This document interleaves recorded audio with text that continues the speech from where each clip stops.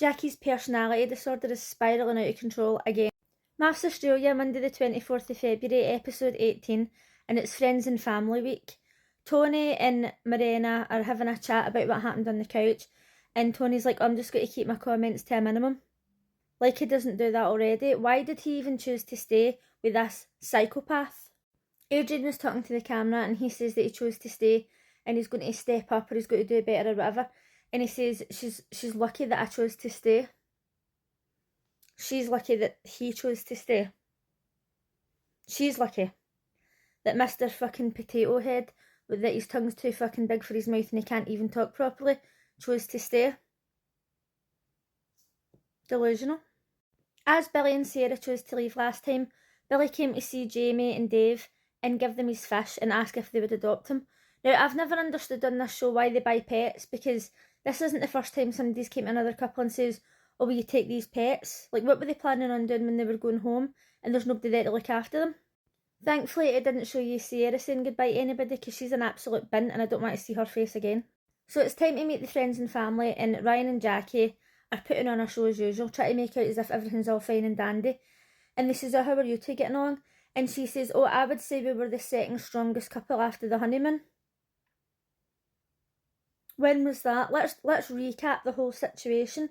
All she's done for the start is cry, moan, complain, moan that he dropped her at the wedding, cry about every single thing that he's done. When have they ever been the strongest couple?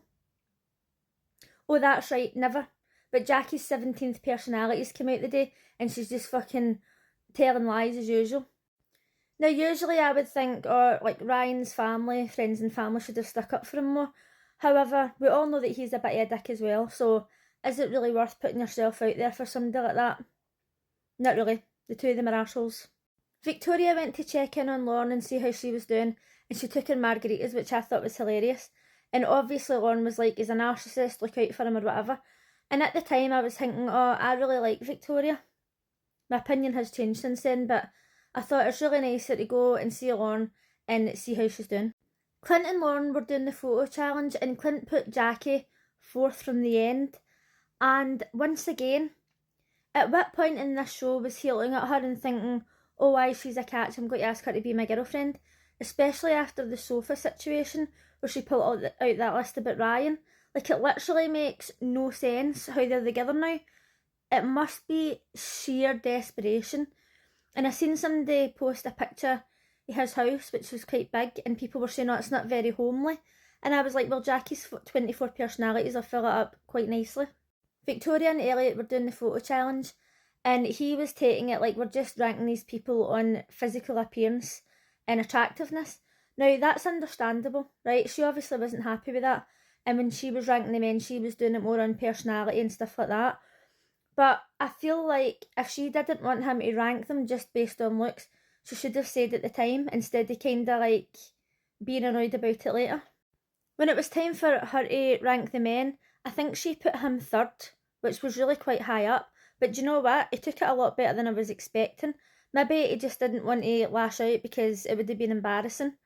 But I'm kind of glad she didn't put him first, because I wouldn't have even have put him, he'd have been at the end. Right at the end.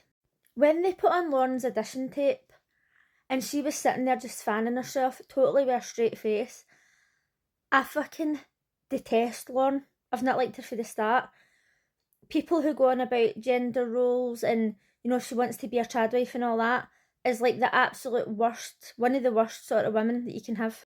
When she was saying I'm not into 50-50, so she wants him to do all the work, plus she wants to have a business and look after her one child that she wants to have at 37. And then she wants him to have $1 million. And when they said on the bank, she's like, oh, earnings.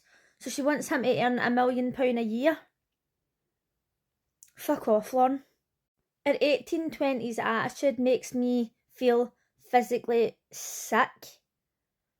And I hate women like this. I also hate men who want a trad wife as well, but I just can't stand anything about her. So what's interesting to me is he's paired up with Lauren at the moment, who wants to have her husband earn £1 million a year. And now in real life, he's paired up with Jackie, who's all about like being a successful businesswoman, making money and all that, and she wants to do that with her partner. But I mean, this guy is a lost cause. Like, if he'd have paired up with any of them, he'd have been fucked. it was time for Athena and Adrian to have their friends and family meet up, and oh my god. Adrian's two sisters and best friends were there, and the three of them were complete fucking cunts. Are we surprised? To be honest, I wasn't really that surprised by his sisters' attitudes because their mum and dad, or whoever it is that dragged them up, have obviously done an absolute shite job, so you wouldn't expect him to act the way he does and then have sisters that are actually half decent. His parents have done such a shit job, and they've obviously just praised everything that they've done, even their bad behaviour, so that explains why he acts the way he does and he thinks he's fucking God's gift to mankind. I mean, he's clearly got a speech impediment that his parents have never even tried to fix, and he's trying to say it's his accent. No mate, your tongue's too fucking big for your mouth. So of course him and his sisters are going to be cunts, but his best friend was sitting there, and she was pulling a lot of facial expressions in that, and I thought, right, it's going to be editing, right, she's sitting like, doing all this, but there was times where the camera was like pulled away, and Athena was speaking, and she's actually sitting like, drawing the eyes off her. And I thought, who the fuck does she think she is? Then I find out she's an influencer on TikTok and Instagram. Her name's Jasmine's Eats, and she's turned all her comments off on TikTok because I think she was getting attacked because of this. And people were going, oh, she's got to learn her lesson, blah, blah, blah. And I was like, oh, aye, okay, she's lost a couple of thousand subscribers. She's got over 200,000 subscribers. But on Instagram, she's totally thriving. She's got over 400,000. Nobody was leaving any negative comments. Like, she's not cancelled or anything. So it's not as if like her TikTok's really going to make a difference because she'll be making more money on Instagram probably. At one point before this aired, she had issued an apology on her Instagram saying that you were going to see her sticking up for Adrian, but she didn't have both sides of the story. But as we've seen, she didn't even let Athena talk. She just sat there and like judged her like a fucking bitch. I don't know how Athena and her sister just sat there. And by the way, when her sister showed up in like the same outfit, I was like, that is crazy. And I was so glad when her sister stuck up for her. Like, she wasn't taking any shit. When Athena says that he hadn't asked about her wee boy, and she says, oh, I mention him all the time, and his fucking ratchet pal, as Chloe was calling her, was like, oh, I should hope so. Pure fucking attitude. I don't know how she didn't fucking pull her over that table and kick her cunt in. Then when the sisters left the building, they said something like, oh, you can put a ribbon on a garbage can, but it's still trash or something. Fucking talk about yourself, bitch. Then she went back in, and she was like, oh, I just want to come to you because I'm a mum. Like, you're a fucking cunt, that's what you are. People were saying that his sisters own some business and they had put like their whole business on private. They're all arseholes, literally. And then I kept seeing clips of him posting videos and saying, oh, I'm looking for a reason to care about what people think in it. He clearly does care. And if he doesn't, it's because he's a narcissist, so it doesn't really matter at the end of the day. He had the absolute audacity to come back into the room and say that he was embarrassed for her and her sister. He's an absolute joke.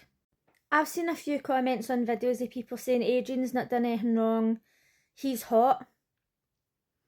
And it's times like this where women go with narcissistic men or abusive men, and then later on they'll come out and they'll be like, oh, he did this to me, he did that to me. And I'm like, I don't feel bad for you.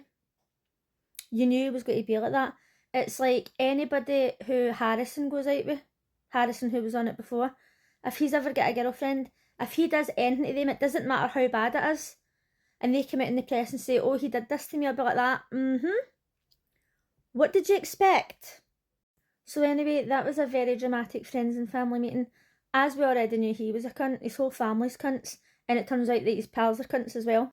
Let me know what you thought of that episode, and I'll see you again in 2 minutes because I'm just about to upload another video.